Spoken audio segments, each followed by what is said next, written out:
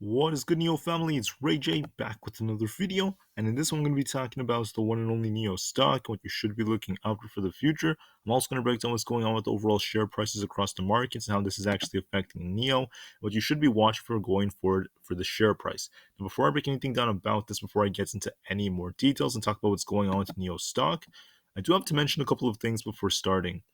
Firstly, I'm not a financial planner. Make sure you take none of this as financial advice whatsoever.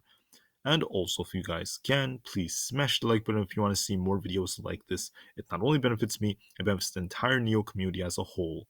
And the last things, if you guys can, please check out the Moomoo link down below and in the description.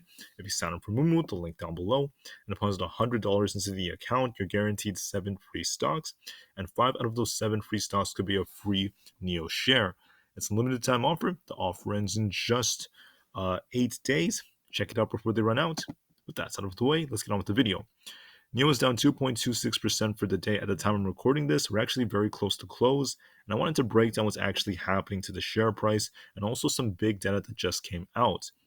Now, one of the things I told you guys is the fact that NIO did have this possible head and shoulders like formation that was actually forming. So you guys can see it right here. NIO is also starting to flag right here.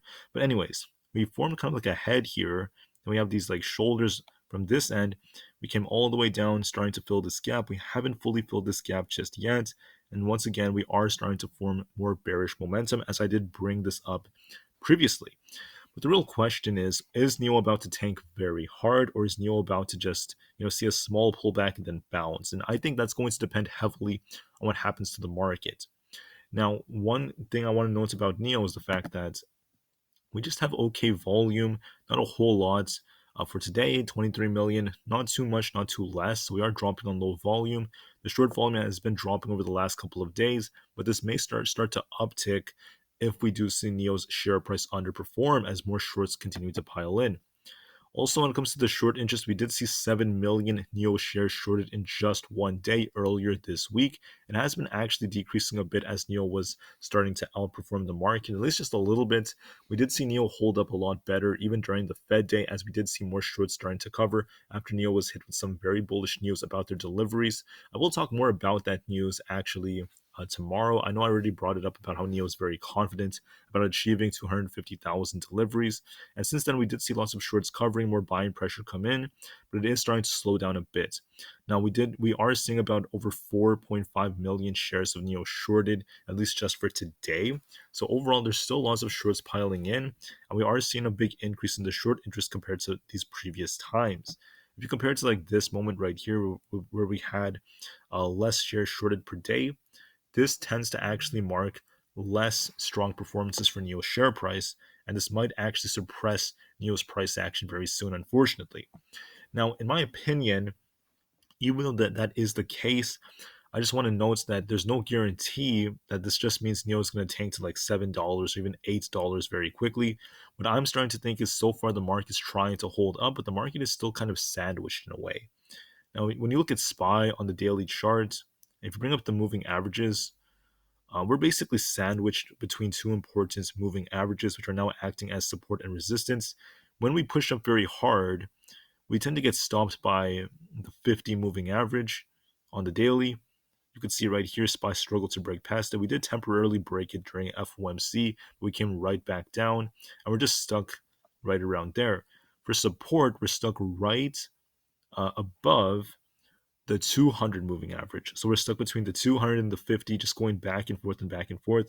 This might continue, but overall, we are in a bit of a downtrend technically. So I do think there's a chance we might come down again, try to retest it, but eventually one of these will break, and whichever one breaks will dictate the bigger price action that's yet to come. Now, for the triple Q, and remember the triple Q, the Nasdaq, it will affect NIO just as much, if not more. This thing is actually showing not as much strength as SPY right now. At least just from the daily basis, SPY's actually, it ended up pushing up a little bit more green because of Max Payne. So market makers did try to push her up even harder, and this did actually help QQQ push up, but overall it's not as strong. It's barely up at like 0.1%. We're near close right now. We are trying to close above 310. But like I said before, I'm starting to see some signs of weakening in the triple Qs and also the Nasdaq. On the 1 hour time frame, I just wanted to note that there is the possibility of this almost looks like a head and shoulders, maybe not a true head and shoulders, maybe like a topping process because the major resistance happens to be around 310 to about 313. And if we fail, if we do end up pushing below this area, there's a good chance this thing could start to retest a lot of these previous support zones like 306, 303, 300, and etc. If that's the case, it's going to be marked by selling pressure from the overall market, the Nasdaq, and that's what actually could actually slow NIO down.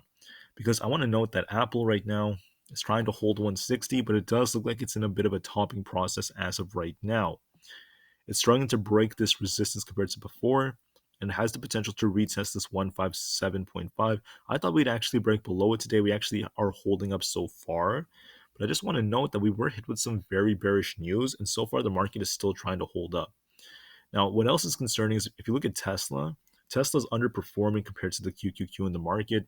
Tesla actually came all the way down to 187.5, pushed up a little bit, but it still is quite red, and we're very close to filling or starting to fill this gap down here, taking us to 183.